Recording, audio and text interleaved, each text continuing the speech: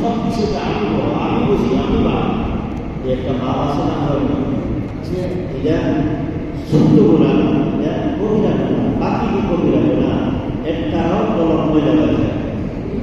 অহংকার পতনের গোলাটা হই না, অহংকার পতনের বই কেমনে?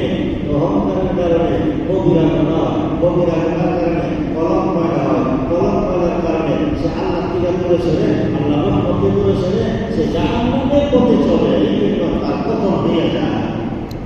নিজেরা বড় মনে করে টাকার বই অহংকারী কেমন ভাবে পতন হয়, কেমন ভাবে কলম পয়দা করে। সৈয়দ আহমদ কবির রেখাই রাহমাতুল্লাহ আলাইহি বড় আল্লাহ, বড় বুজুর্গ, এমন আল্লাহ, এমন নবী আসে মদিনা শরীফ যায়, হজ করতে দেয়, নবীর রওজা জিয়ারত করে সালাম দিয়া দাঁড়ায় কয়, ও নারা যা, দূর দেশে থাকে আসতে পারি না, মনটা পাগল থাকে, মনটা সাইলুকার হয়ে যেতাম না, রাস্তাতে শেষ করবার হয়ে দিব, সবটি হইলে না হজ করা, তো আসতে পারি না। মনটা যখন পাগল হয়ে যায় বেশি, মনটারে কাল্পনিক পাগল খাই, চুমুক খায় যায়, একটু সান্ত্বনা পাই। এইবার দোয়া করতে করতে এবার সুযোগ দিচ্ছে, কবুল হয়েছে, এবার ডাইরেক্ট সশরীরে আইছি। ও নবীজি, আমি চাই আপনি মেহরবানি করে আপনি তার হাত মোবারকটা একটু বাইর করে দিতেন, আর আমি এসব মহব্বতে চুমা খায়া সুগর্ব নিয়ে এই কথাটা বলার সাথে সাথে রওজা শরীফ বের করে রাসূলুল্লাহ সাল্লাল্লাহু আলাইহি ওয়াসাল্লামের এই হাত মোবারক বাইরে গেছে।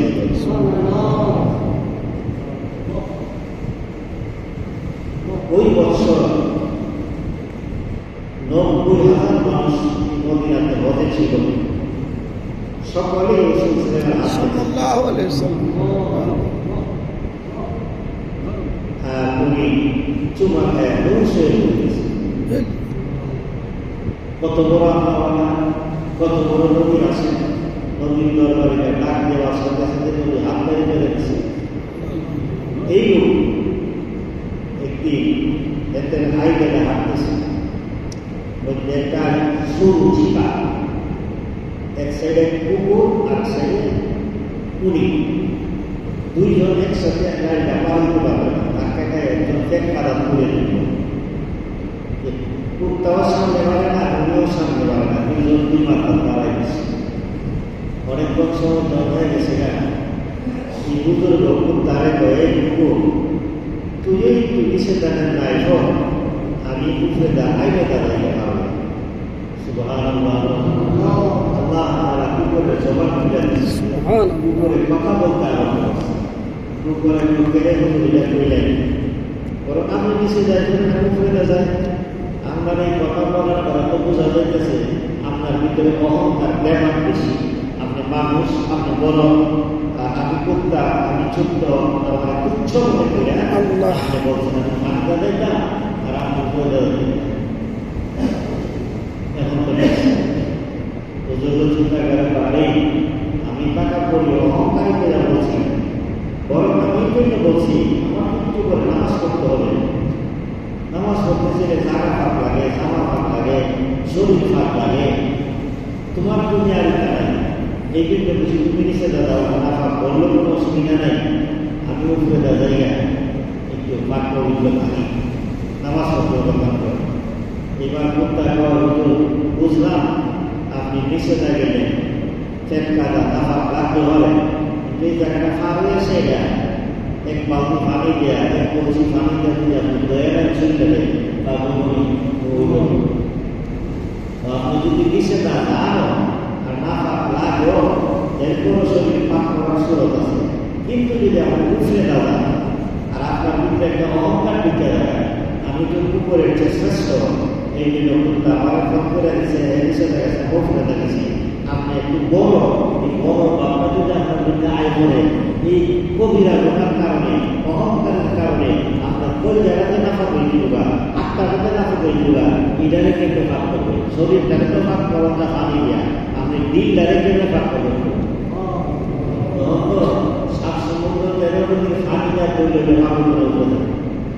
যেই কথা বলছে সঙ্গে সঙ্গে বুঝলো নিচে জানার নিচে যাচ্ছে।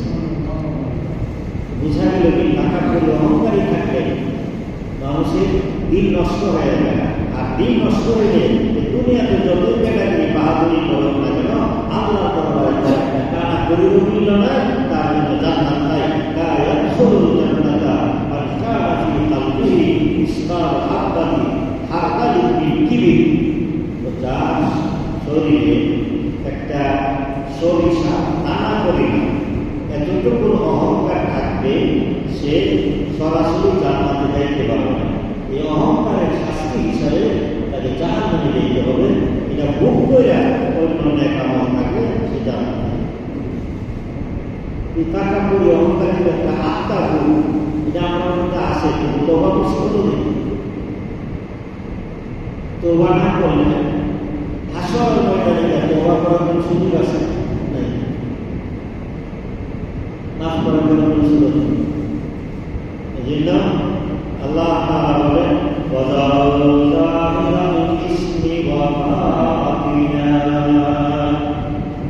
এই দুনিয়া মুসলমানেরা তোমরা জাহিরি গুনাহগুলো ছাড়ো, বাতিনি গুনাহগুলো ছাড়ো।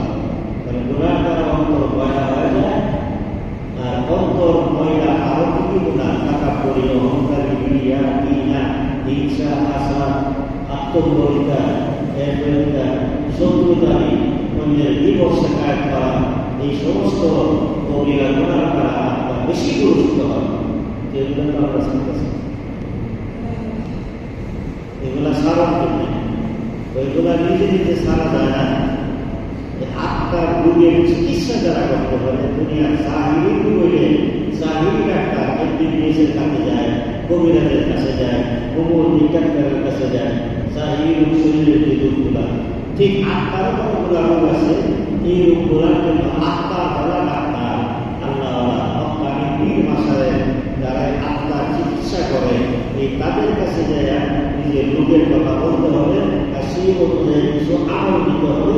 সেই আমলের মাধ্যমে আমার এই আত্মা রোগগুলা, অহংকার, হিংসা, তারপরে আদাওয়াতি, দুশ্মনী আমার মধ্যে যে আছে, মানুষের বিপদ শেখায়ত করা, এগুলো এমনি এমনি যাবে না। আল্লাহওয়ালাদের সহবত, আল্লাহওয়ালাদের নির্দেশ, আল্লাহওয়ালাদের পরামর্শ, সেগুলোতে আমল করা ছাড়া এই আত্মার রোগগুলো পথ নেয়। বলা হয় তোমার এই আত্মা যদি পরিষ্কার করতে চাও তাহলে আল্লাহওয়ালাদের সুহবত রাখো। আল্লাহওয়ালাদের সুহবত না কিতাবুন সে না বাতুন সে না সবসে পয়দা गीत होता है बुजुर्गों की नजर से पैदा। শুধু শুধু কিতাব করে, শুধু শুধু ওয়াজ শুনে, টাকা পয়সা খরচ করে নিজের নিজের দিকদারি আল্লাহর ইশক মহব্বত মারিফত আনতে পারবে না। এই আল্লাহর মহব্বত মারিফত পাইতে চাইলে আল্লাহওয়ালা যারা আছে এই সমস্ত আল্লাহওয়ালাদের সংস্পর্শে যেতে হবে, তাদের পরামর্শ নিতে হবে, তাদের থেকে প্রশিক্ষণ নিতে হবে, সেই কথা আমল করতে হবে। এরপরে তুমি সেই আল্লাহওয়ালা হইতে পারবে, তোমার অন্তরকে পরিষ্কার নির্মল করতে পারবে। যে নির্মল অন্তর নিয়ে আল্লাহ দরবারে গেলে তোমার জীবনের সফলতা আছে। এই আমরা সরাসরি বুঝি। মনে করেন আপনি একজন টেলার মাস্টার হইতে চান, মাস্টার টেলার, আপনি নিজে নিজে টেলার বই ফিরেছে, দর্জিগিরি বই ফিরে আপনি মাস্টার টেলার হতে পারবেন। কাপড় কাটতে শেষ মাথা যায় মুরগিয়া হইতো না, সার হইতো না, ফ্যান হইতো না, একটা নিজে আপনি ভালো ইংরেজি জানেন, ইংরেজি দেয় মেডিকেল বই, চিকিৎসা বই লেখা আছে, আপনি ইংরেজি ভালো জানেন বললে বই ফিরে ফিরে আপনি ইংরেজি ডাক্তার দেন, বই ফিরে ফিরে চিকিৎসা করলেন, কবরস্থান আবাদ করেও ছাড়া পাবো না। বোঝা গেল যে যে বিষয়ে পাণ্ডিত্য অর্জন করতে চায় ওই বিষয়ের যারা বিশেষজ্ঞ তাদের সহবতে থাকা লাগে, তাদের পরামর্শ নেওয়া লাগে। আমি ইঞ্জিনিয়ার হইতে চান, ইঞ্জিনিয়ারিং কলেজে ভর্তি বড় বড় ইঞ্জিনিয়ার যারা মাস্টার, এরা সাথে থাকতে পরামর্শ নিয়ে বুঝা শুনিয়া এখন ইঞ্জিনিয়ার বেরিয়ে ঠিক ডাক্তারের ছেলে মেডিকেল কলেজে ভর্তি হইয়া 4 বছর পড়া আবার প্র্যাকটিক্যাল পড়া সামনে থাকা এরপরে আপনি সমাপ্ত হবেন ডাক্তার। ঠিক এইভাবে আপনি যদি আল্লাহওয়ালা হইতে চান, সফলতা অর্জন করে আত্মারে পরিষ্কার করিয়া, আত্মার উপর যারা মেহনত করিয়া নিজের আত্মারে পরিষ্কার করছে, আল্লাহর সাথে সম্পর্ক হয়েছে, এমন মানুষের সংস্রবে না গিয়া, তাদের সাথে না গিয়া, তাদের পরামর্শ না নিয়া, তাদের থেকে প্রশিক্ষণ না নিয়া, আপনি নিজে নিজে ইবাদত কইরা আপনি আল্লাহওয়ালা হইতে পারবেন না, আল্লাহর মারিফত পাইতে পারবেন না, যেমন ঘটনা হয় না। এই জন্য আল্লাহ তাআলা বলেন, তুমি যদি সফলতা চাও তো সত্যবাদী আল্লাহ আছে, তাদের সঙ্গ যদি তাহলে তুমি তার সাথে সাথে তুমি আল্লাহ জান্নাতে যায় পৌঁছা যাবে। আপনি টাকা চাইবেন, এক লোক ফার্স্ট ক্লাসের টিকিট আছে, তার টিকিটের দাম 1000 টাকা, আপনি থার্ড ক্লাসের দাম টিকিট কাটেন, টিকিটের মূল্য 100 টাকা। কিন্তু আপনি যদি আপনার ডাব্বাটা ফার্স্ট ক্লাসের ডাব্বার সাথে লাগার গায়ে জয়েন্ট থাকে, ফার্স্ট ক্লাসের ডাব্বা যে সোজাটা কমলাপুর বসবো, আপনার ডাব্বাটাও এই কমলাপুর বসবো, এই তখনই করবো। কিন্তু আপনার দেখে জয়েন্ট না থাকলে বসবে না। ঠিক এমনি ভাবে আপনি আমি আমল কিছু ত্রুটি হইল, যদি আল্লাহ পীর মাশায়েখের সাথে মিল্লা চলি, তাদের দোয়ার বরকতে, সম্পদের বরকতে আল্লাহ তাআলা তারা সাথে করে যাবে, জান্নাতে দিয়ে দিবেন। আজকে হাদিসের মধ্যে পড়াইছে তো এক লোক রাসূল সাল্লাল্লাহু আলাইহি ওয়াসাল্লামকে বলতেছেন, হুজুর একটা মানুষ এক সম্প্রদায়কে খুব ভালোবাসে, কিন্তু তার আমল সেই পথে পৌঁছে নেয়, সে আল্লাহওয়ালাদেরকে খুব মহব্বত করে, কিন্তু আল্লাহওয়ালা যেভাবে উন্নত মানের আমল তার সেই পরিমাণে হয়েছে না। আমল করে ঠিক, কিন্তু তারা যে পরিমাণে আমল করে এই পরিমাণ না, তার কি অবস্থা? এইবার তার সাথে খুব মহব্বত থাকে। এবার আল্লাহ রাসূল সাল্লাল্লাহু আলাইহি ওয়াসাল্লাম মানুষ যে যাকে মহব্বত করে, যার সাথে সম্পর্ক করে চলে, তার সাথে সে আসলে যদিও তার আমল কিছুটা কম দিকে। এই জন্য সহজভাবে জান্নাত পাওয়া, আল্লাহ পাওয়া একটা সহজ পথ হইল আল্লাহর সাথে খুব গভীর আর ডিগ্রির একটা সম্পর্ক, একটা পরামর্শ নিয়ে যাওয়া। আল্লাহ রাসূল তুমি যাকে মহব্বত করতেছো তার সাথে। একবার এক সাহাবী এসে, হুজুর তো আমি তো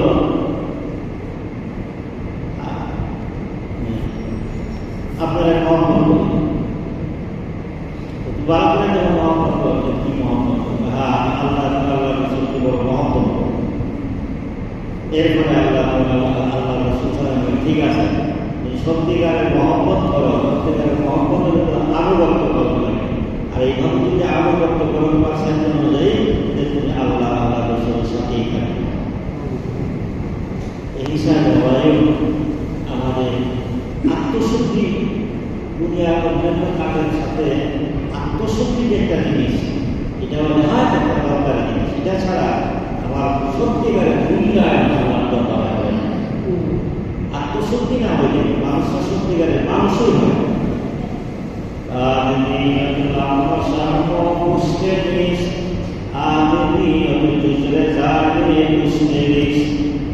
রক্ত মাংস হাড্ডি মানুষ, মানুষ তো তার মধ্যে মানবীয় গুণাবলী আছে।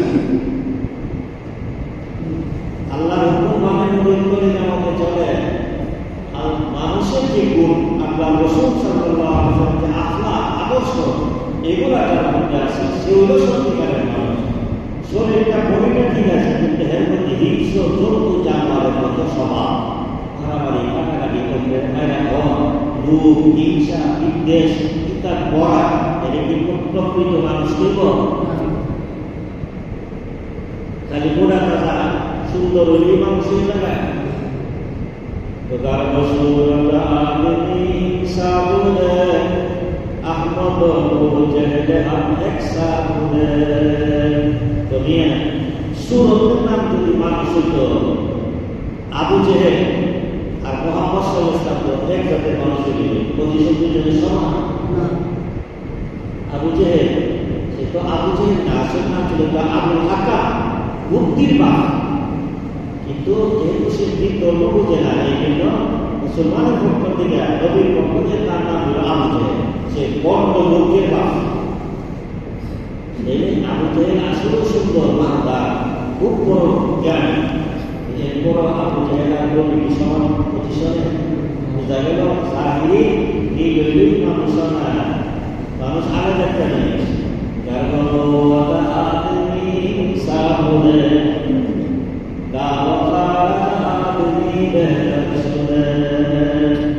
শক্তির নাম তো মানুষ না, শক্তির নাম মানুষ হলে তো হাতি মহিষ এগুলো বড় মানুষ নেই, জানেন না মানুষ নেই। মানুষকে মানুষ হইতে হবে, ততবাই মানুষের দাম হয়। আদমিরা আদমিয়ত নাজে নাস ওদের আগা কোলা ভাষা বলি জামাস। মানুষকে মানবীয় গুণাবলী নিয়ে চলতে হবে। যেমন চন্দন কাঠ, আতরের মধ্যে খুশবুর মধ্যে আতরের মধ্যে যে আতরটা, এটা খুব দামি, এক শিশু হাজার টাকা। কিন্তু এটার দাম কখন? যখন এটার মধ্যে সেই সুগানটা থাকে। আগরবাতির মধ্যে যদি গন্ধ থাকে, সুগন্ধ, তাহলে এটা আতরের দামে বিক্রি হয়, আতরের দামে বিক্রি হয় বেশি দামে। নতুবা এটা জ্বালানি কাঠের দামে বিক্রি হয়, লাকড়ির দামে বিক্রি হয়, এরকম মূল্য থাকে না।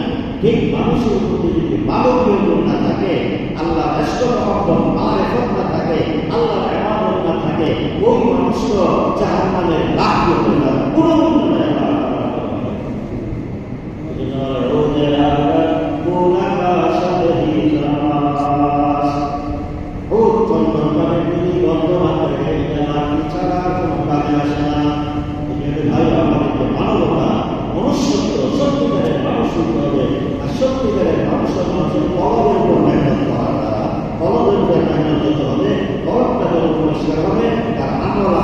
সুন্দর হবে, তার স্বভাব চরিত্র সুন্দর হবে, দুনিয়া ইজ্জত পাবে, আল্লাহ তার মর্যাদা হবে। এছাড়া কোনো মর্যাদা নাই। এটাকে বলা হয় দিল কি বিগাড়ি সে বিগড়তা আদমি, দিল কি বিগাড়ি সে বিগড়তা আদমি, जिसने उसे सुनवार दिया वो सुनवार दिया। নষ্ট বিলয়ের নষ্ট মানুষ আসল মানুষ নয়। যার হৃদয়টা কলমটা নষ্ট হয়ে গেছে, ফসলে গেছে, এরকম মানুষই না। সুস্থ হৃদয়ে সুস্থ মানুষ আসল মানুষ নয়। যার হৃদয়টা সুস্থ, কলমটা সুস্থ, তাহলে প্রকৃত মানুষ। কলমটা ইঞ্জিনের, গাড়ি ইঞ্জিন যদি বাধা হয়, গাড়ি যদি লক্ষ্য সম্পর্ক হয়, গাড়ি শব্দ থাকা যাবে। ইঞ্জিন যদি নষ্ট হয়, গাড়ি বডি যদি শব্দের বাধানো হয়, এরপরে গাড়ি জায়গা থেকে লক্ষ্য কথা চিন্তা হবে। এই জন্য মূল রইল কলম।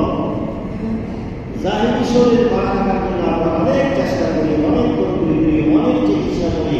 আমার কলম বাকি শরীর যেটা, কলম যেটা, কারণ কলম আর শরীর মিল তো